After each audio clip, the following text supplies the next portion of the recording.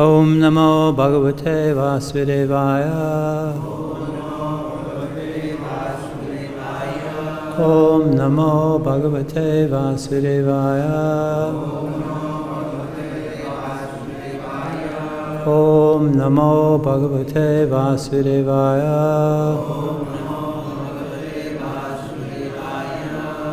We're reading today from Srimad Bhagavatam, 10th Canto, Chapter 4.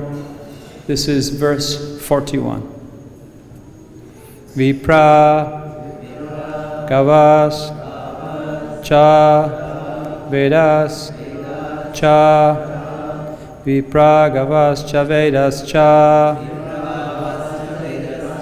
Tapaha Satyam Damaha Shamaha Tapaha Satyam Dama Samaha Shraddhaha Daya Tatiksha Cha Shraddhaha Daya Tahikshas Cha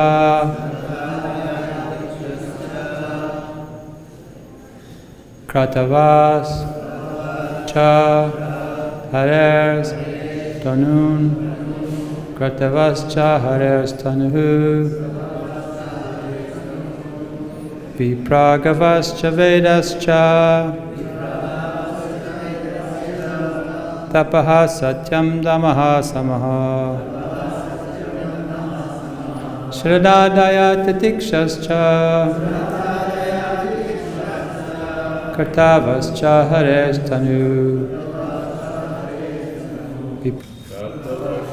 Hares Tanu Vipraha, the Brahmins, Gavaha Cha, and the cows, Vedaha Cha, and the Vedic knowledge, Tapaha, austerity, Satyam, truthfulness, Damaha, control of the senses, Shamaha, control of the mind, Shraddha, faith, Daya, mercy, Titiksha, tolerance, Cha, also, Kartavaha Cha, as well as sacrifices, Hare Tanuhu, are the different parts of the body of Lord Vishnu.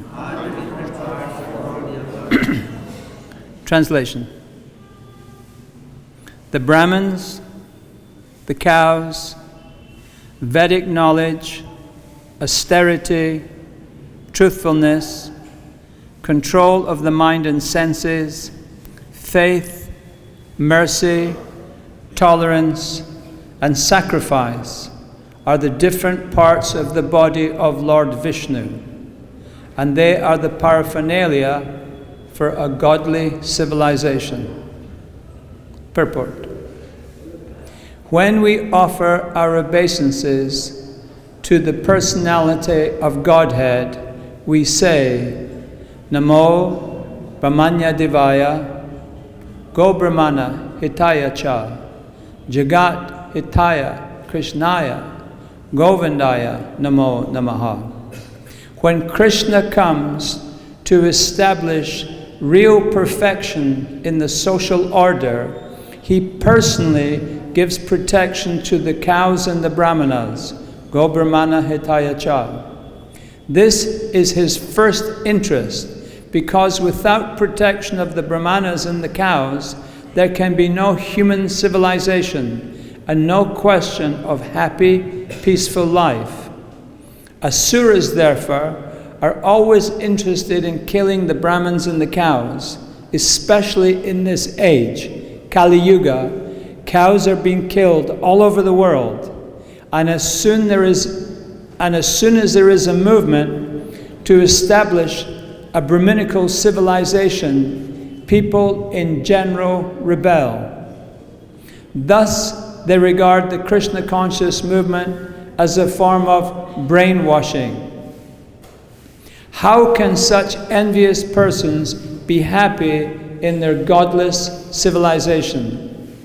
the Supreme Personality of Godhead punishes them by keeping them in darkness, birth after birth, and pushing them lower and lower into wretched conditions of hellish life. The Krishna conscious movement has started a Brahminical civilization, but especially when it is introduced in the Western countries, the Asuras try to impede it in many ways. Nonetheless, we must push forward this movement tolerantly for the benefit of human society.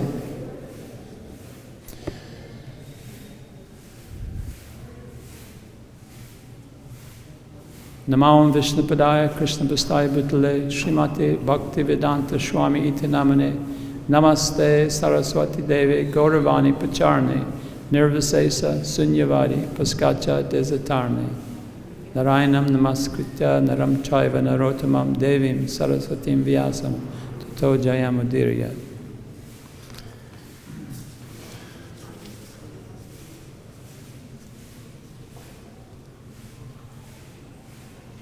At present, it's a very unprecedented and very difficult time in the world today.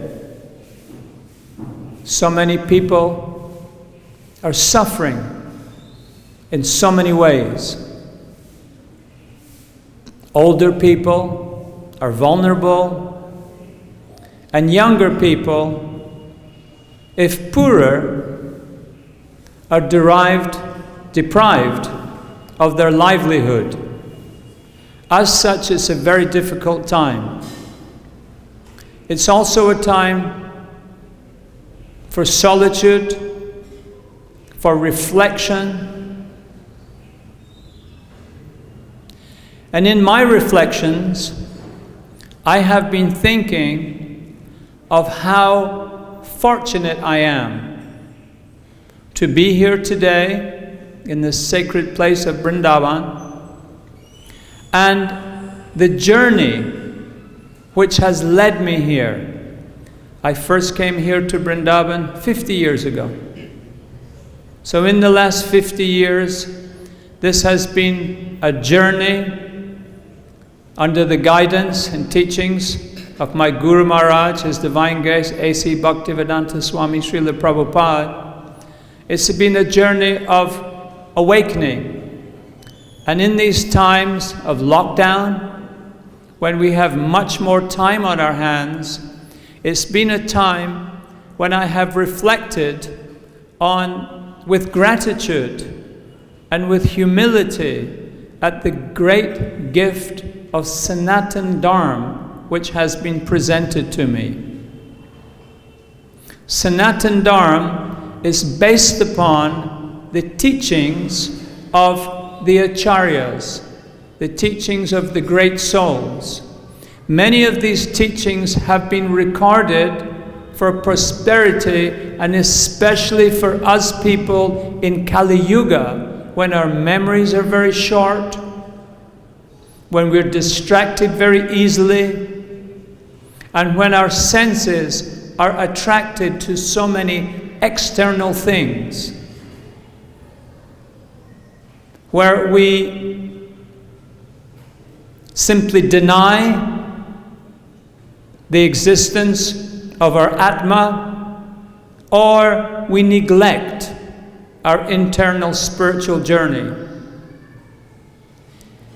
At this time, I've been reflecting on the vast treasure of the Vedic literatures, and particularly of Vyasadeva, who has been the compiler of the various Puranic literatures, the Puranas, Vedanta Sutra, and he has given us this volume which we're reading today, this 10th part, the 10th canto, 10th skanda of the Srimad Bhagavatam, and a host of other Vedic literatures. Vyasadeva essentially was a poet And this is often lost to us from foreign languages, particularly English language, because all of the translations are written in prose format. They're no longer written in verse format. So sometimes it's lost upon us that Vyasadeva essentially was a poet, and that poetics and meter and verse, this is an essential part of the Vedic literature. And one must become conversant with the Vedangas, the limbs of the Vedas, in order to have a proper appreciation what to speak if one goes on to making one's own compositions.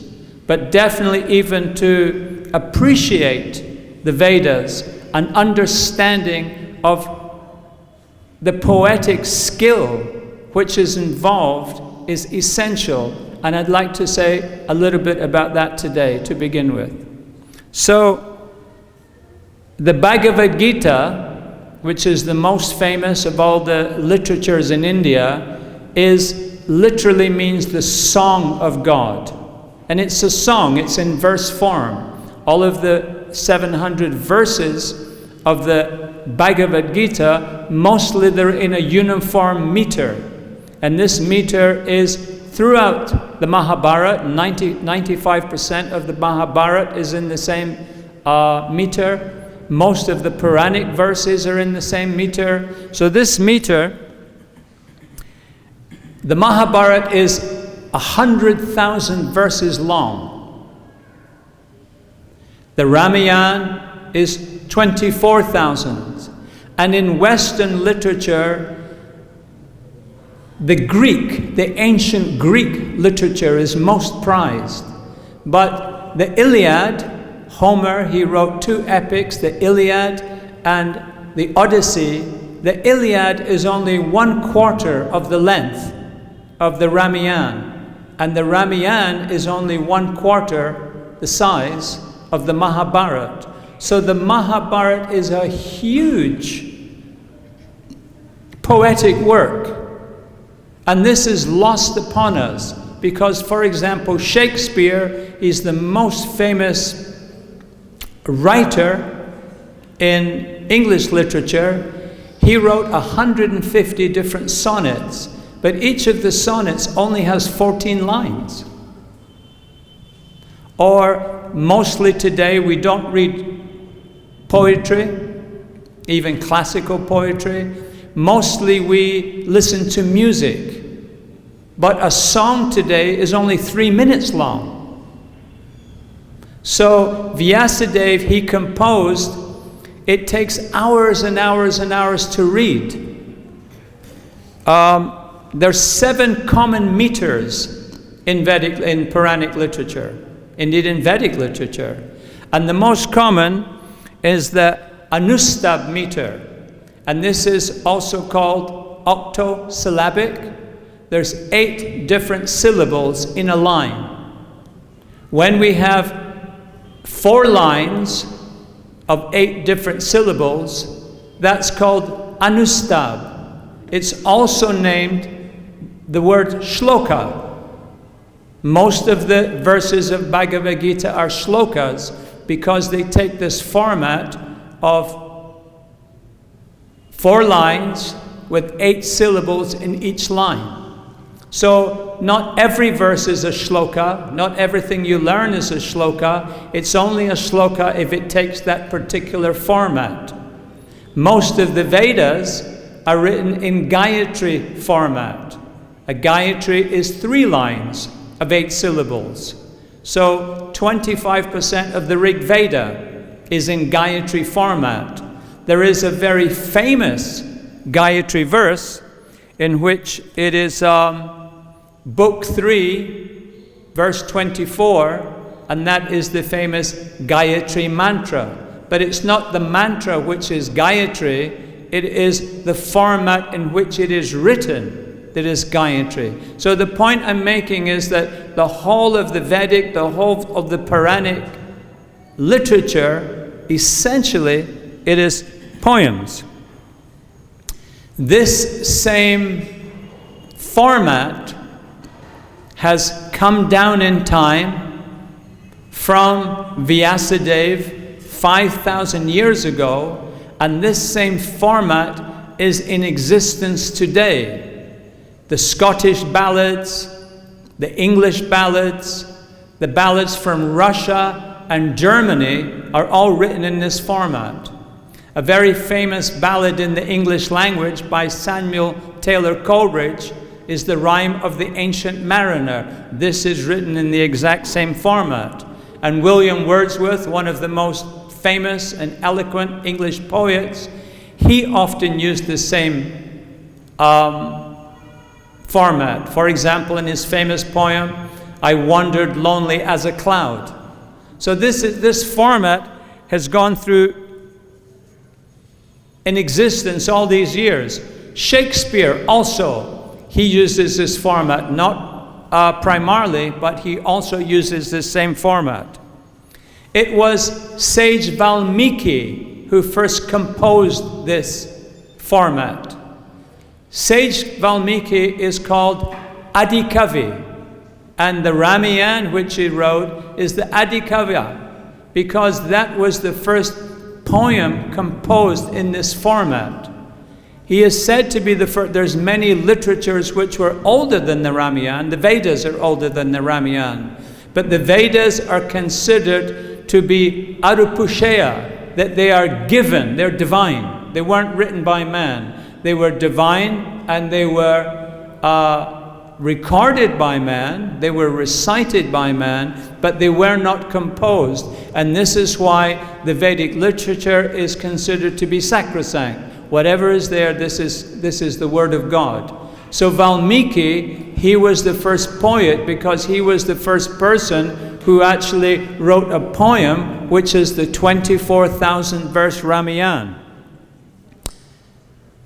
Valmiki, with his disciple, the famous Bharadwaj, was going to take bath in the Ganga. Bharadwaj, his disciple, was carrying his clothes, and he was walking, looking for a suitable place to bathe. He noticed the frolicking, the playfulness of two crane birds. This is of the type that we have in Rajasthan. There were two birds that were playing, and he was watching them. They were flying and playing. Then suddenly one of them fell from the sky with a hunter's arrow in it.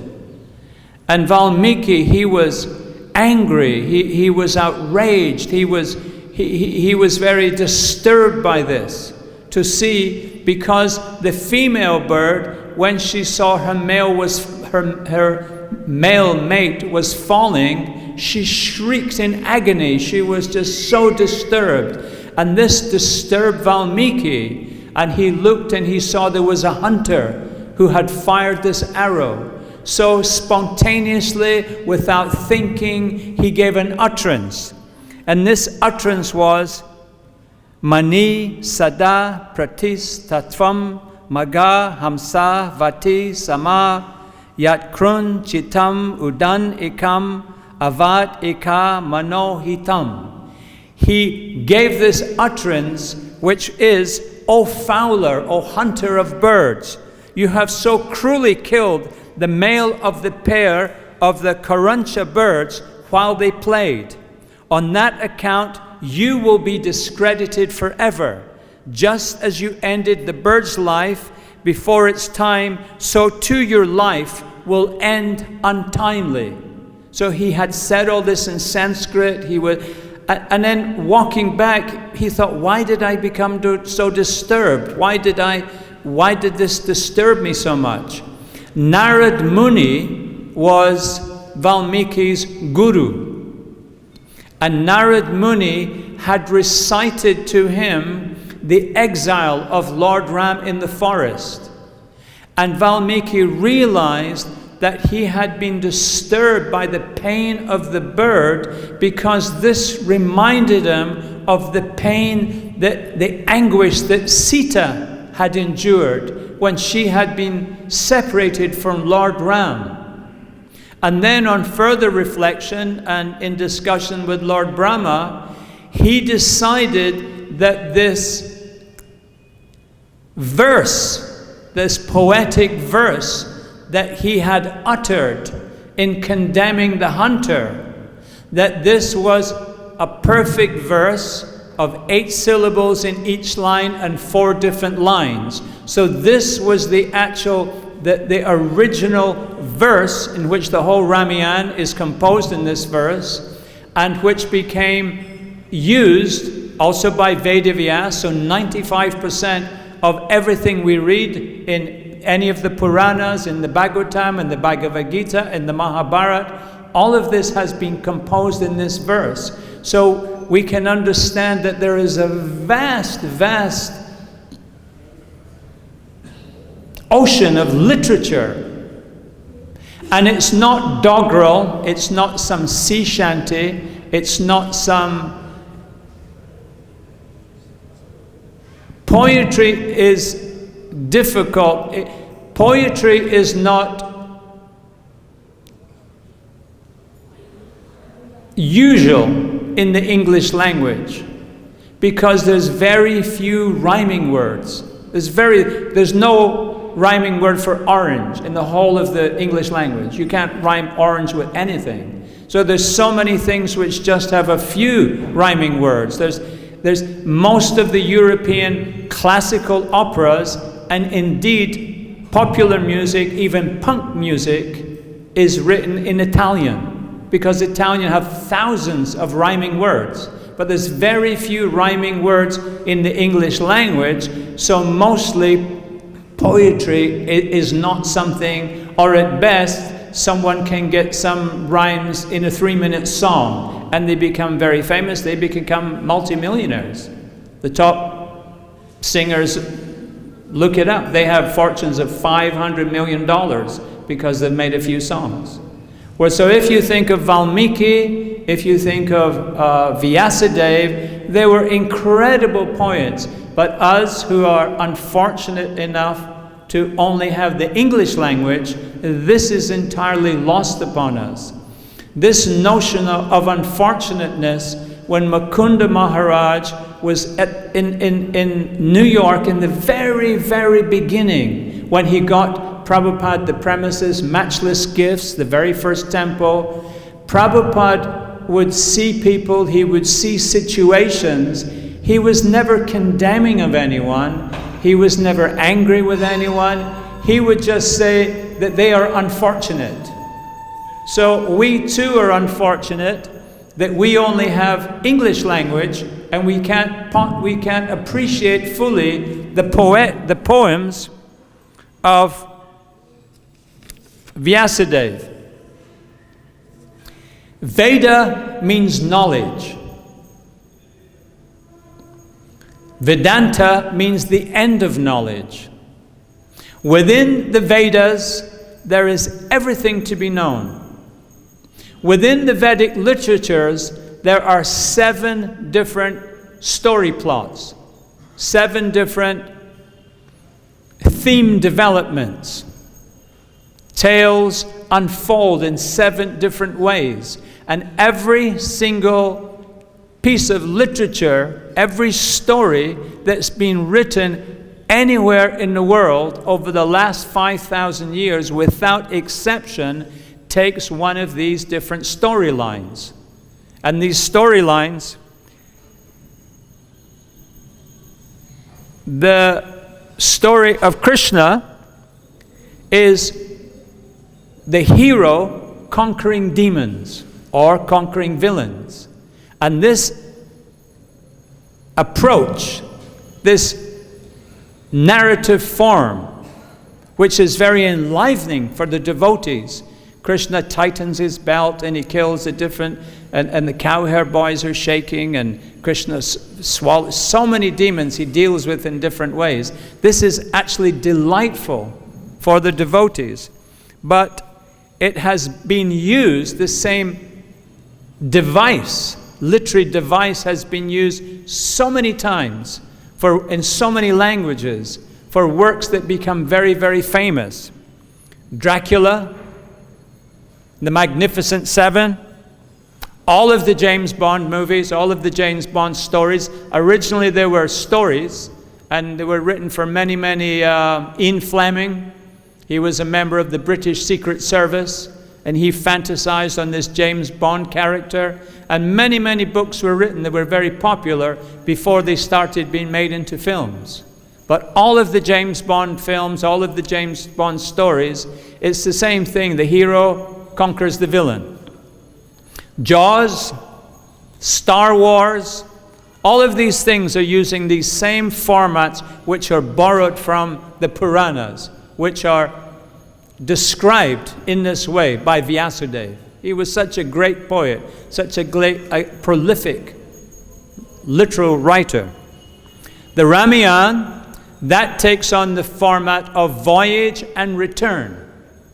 He went on a great voyage, great epic voyage, all of the way to Sri Lanka. There was a battle. He subdued the villain. He came back glorious. And this same format is used in The Lord of the Rings, Gone with the Wind, Alice in Wonderland, Finding Nemo, The Wizard of Oz. It's literature. You're American. You don't know much about this. Krishna is the protagonist. He's the hero character. And Kamsa, he's the antagonist. He's the bad guy. And there's all of these different interfaces between these characters.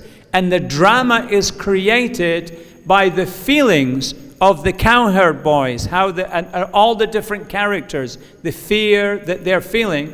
Srila Prabhupada was talking about the demons in Vrindavan, and one devotee asked, Srila Prabhupada, are there demons in the spiritual world?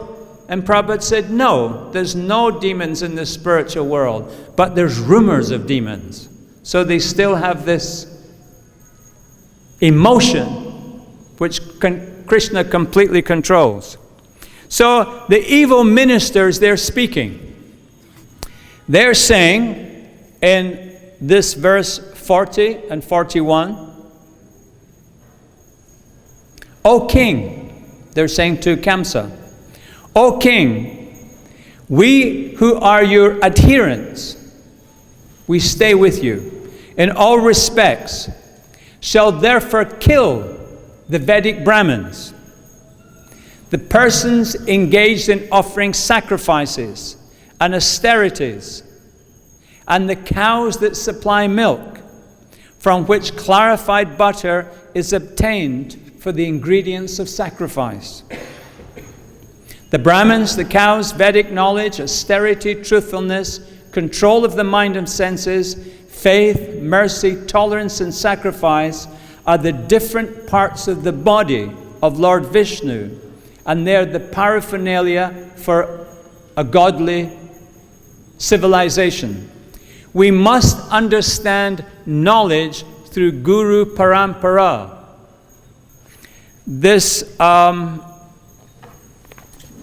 The qualities of the Brahman, it's written in the same format that Valmiki first composed. Samo, Damas, Tapa, Sucham, Shantir, Arja, Vam'e, Vacha, Gyanam, Vigyanam, Astikam, Brahma, Karma, Swabhavaja. This is the qualities of the Brahman. Peacefulness, self-control, austerity, purity, tolerance, honesty, knowledge, wisdom, and religiousness. These are the natural qualities by which the Brahmins work. So, the demons, being intelligent and understanding, they were identifying these same qualities which Krishna himself lists in the Bhagavad-Gita. They identified self-control, austerity, tolerance, truthfulness, knowledge, wisdom, and religiousness. They recognized these. But their conclusion is that these qualities are an integral part of the body of Vishnu. And if we can destroy these qualities, by doing so, we will destroy Vishnu. So this was their erroneous, their envious, their demoniac mentality, thinking that if we can kill the Brahmins, kill the cows, kill truthfulness, if we can create Kali Yuga, then we can kill God. He will no longer exist because he's dependent upon these things. These things sustain him. This was their thinking, and this is what they set out to do. Srila Prabhupada, he mostly, in his preaching, mostly he had two different themes. He would preach against scientific atheism. This idea that science has given that there was some kind of random bumping of molecules, maybe some lightning to activate it, some cells were born, and in this way we have evolved. And Charles Darwin, he has written a theory about this also, that somehow we've evolved from lower species. It's just quite accidental that we are here, that it's just completely materialistic. So Prabhupada, he was preaching very heavily against this, to the degree that he had Swarup Damodar and other PhDs have the Bhaktivedanta Science Institute, in which they would argue on the scientists' own terms that life comes from consciousness, not that consciousness comes from random electrical circuits within our brains. Prabhupada also spoke very strongly against Mayavad. Now Mayavad has to be distinguished from impersonal. So there's the four Kumaras were impersonalists until they smelt the tulsi and the incense offered, then they had personal understandings. So impersonal is just, it's said to be like the radiance from the sun, rather than understanding the character of the sun god, Surya. So whereas Mayavad, as propagated by Shankaracharya, this is very different, because they're saying Brahma Satyam Jagat Mithya, that only Brahman is true and that everything here is completely illusion, that none of this, it's not real. Whereas the Vaishnava says, yes, it is real, but it's temporary. So there is a distinction between impersonalists and between Mayavad. But Prabhupada was saying that the only way that we can defeat this notion of impersonalism and this understanding of scientific atheism is to promote Brahminical culture.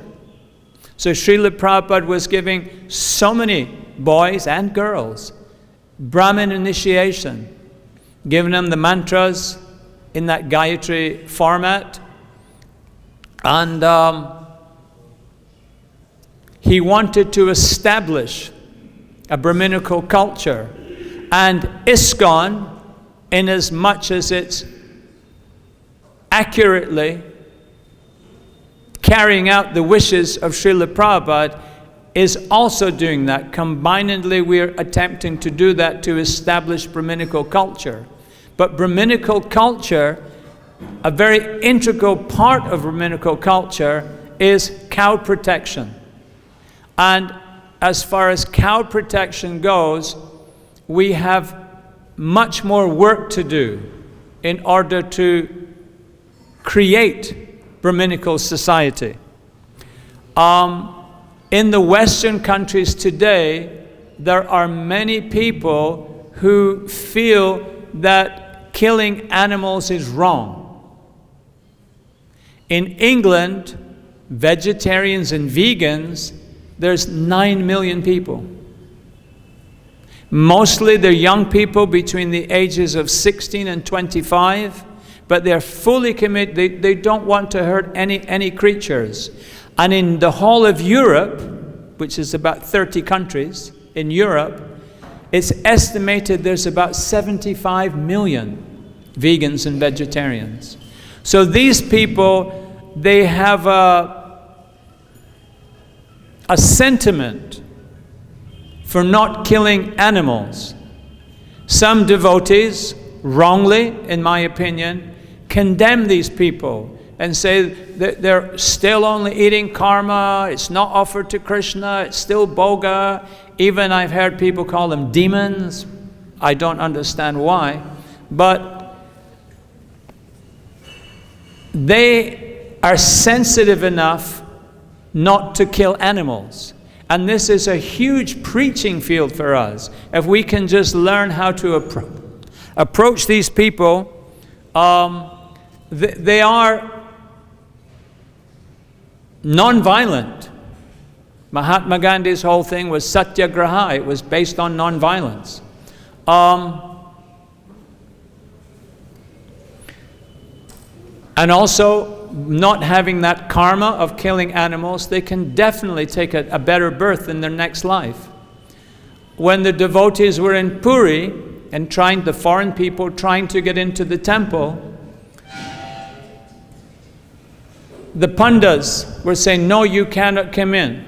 You're unclean, you cannot come in.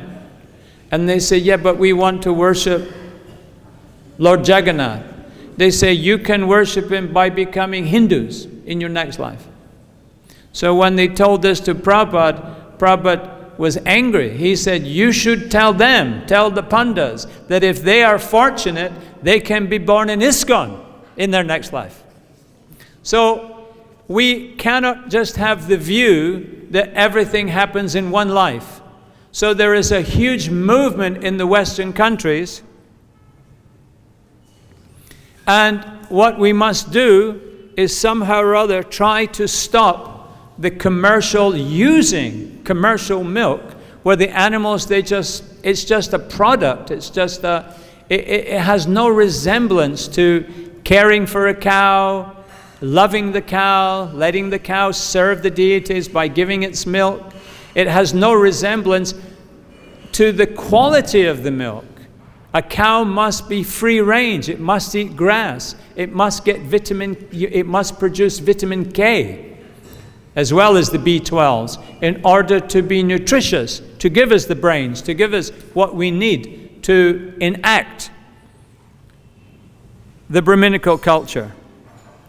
There is a company, huge company, international company called Unilever. It has 400 different brands, famous brands, 400 brands. It is selling products in 190 countries. It sells to 2.5 billion people every day. Huge company. It has a lot of famous brands. It has Persil, Rinse Soap, Sunlight, shampoo, Vaseline, Q-tips. There's a huge amount, so many things. Oh, you instantly recognize the brand. Dove soap, Lifebuoy, you use the brand. But it all belongs to this one company who have 400 different brands. 2017 was their last profits. They made $60 billion profit. And they've just gone on record of saying that every single country in the world is going towards a plant-based diet.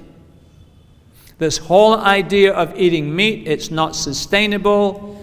People don't want it.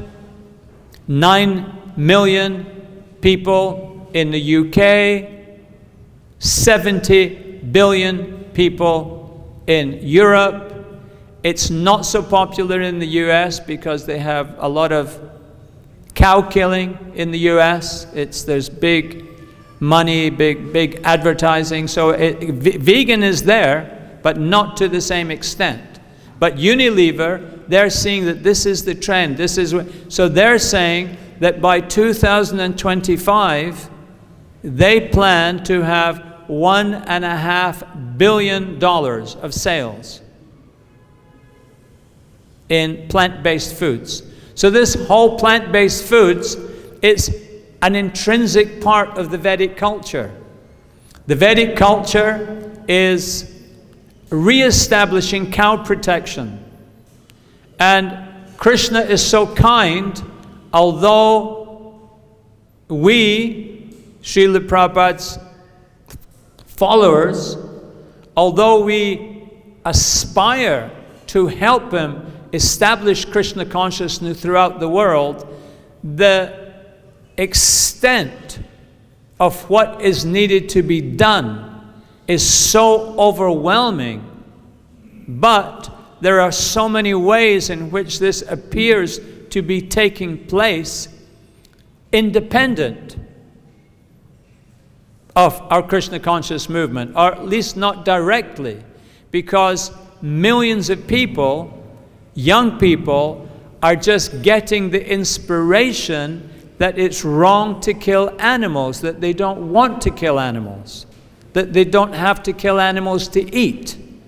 And people are healthy, so many athletes, so many prominent people, they're just showing that this is not necessary and we don't have to be it. So there's huge facility for preaching.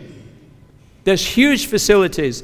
The last line of the purport which I read, Srila Prabhupada said, the last two lines is, the Krishna conscious movement has started a Brahminical civilization, but especially when it is introduced in the Western cultures, the Asuras try to impede it in so many ways. And the last sentence is, nonetheless, we must push forward this movement tolerantly for the benefit of human society. So, in taking the gift of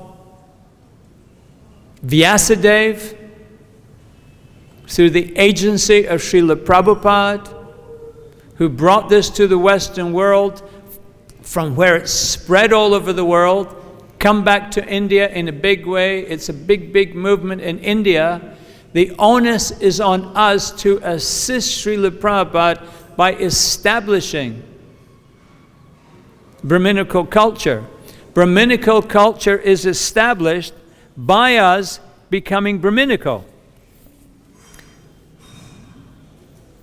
Peacefulness by us cultivating peacefulness, self-control, austerity, purity, tolerance, honesty, knowledge, wisdom, and religiousness.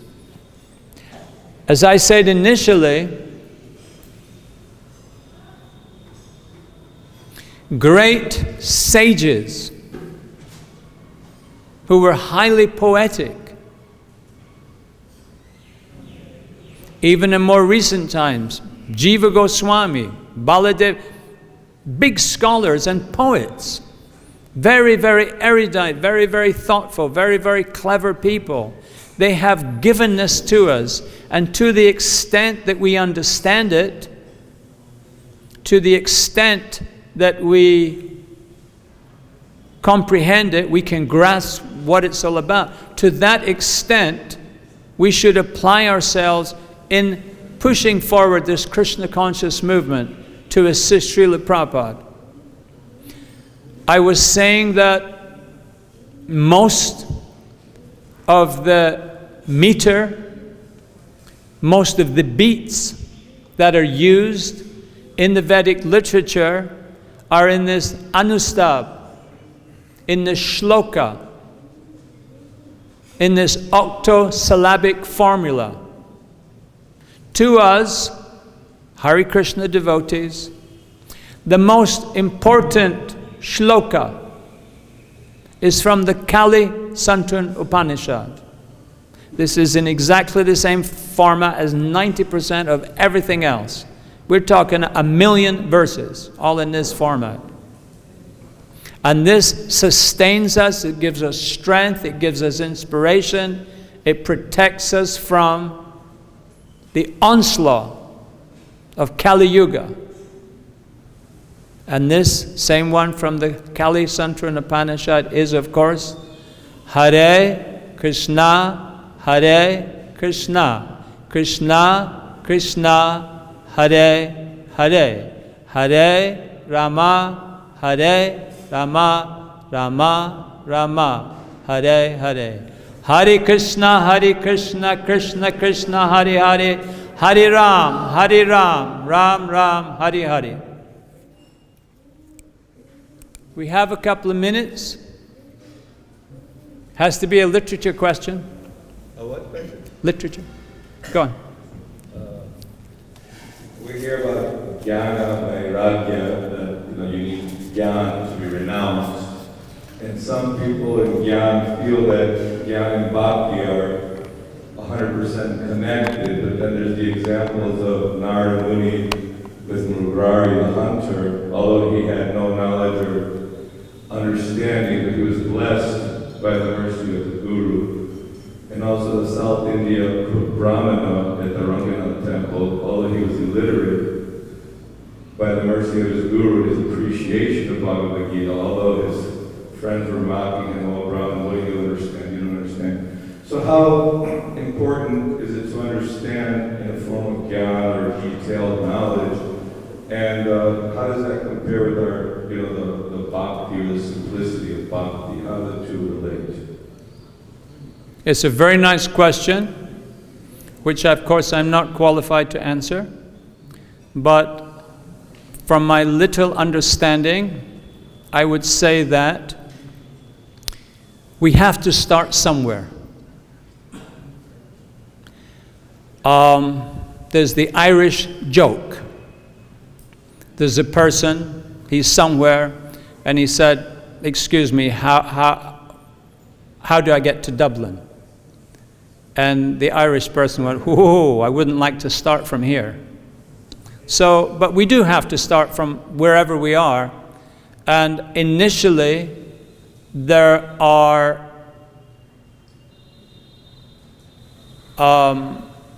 methods of preaching to people on different levels, but as we take to Krishna consciousness and as we advance, I would say that one of the main symptoms is we just become less and less interested in material things. Someone put on Facebook the other day one of those little Prabhupada quotes, and Prabhupada said, "To get happiness from external things is material life, and to get happiness from internal is spiritual life." So I don't think that a person consciously tries to become a steer and that's any measure of spiritual advancement. But I would say that a person who is becoming involved in developing his love for Krishna just naturally has less and less interest in other things. So an external person would say, "Oh my God, you're so austere. So the woman only has 2 saris, or the guy sleeps on the floor, or you only eat simple things." And it's just, I couldn't do that, because a materialistic person is getting his pleasure from so many external things, just by owning things, just by having things, just by accumulating things, just by portraying how much he has. Srila Prabhupada said one time in Calcutta, he was passing a place and it was some Marwari eye hospital. And Prabhupada said, he has no interest in people's eyes, but simply he is showing to the others he has so much money he can even open a stupid eye hospital. That's how much money he has. So that man in Bombay who has the huge big house with, you don't need, it's not, you can't use that. He has 60 cars. You can't drive 60 cars. Once you have enough, it's like in the Western, a poor person wants money. But once a person has a little money, money is no longer the motivation, because you can't only eat so many rotis. You can only sleep in so many beds. So I feel that if a person is seriously undertaking what I call the internal pilgrimage of bhakti, I feel that less and less material circumstances attract him. And from an external point of view, that would appear that he's a very, very austere person. But I think if you asked any devotee, any spiritual person, not Hare Krishna, any spiritual person who's seriously undertaking any spiritual process anywhere in the world, if you were to ask that person, do you have a hard life? They say, no, I have a great life. I absolutely have a wonderful life. Is there any other question?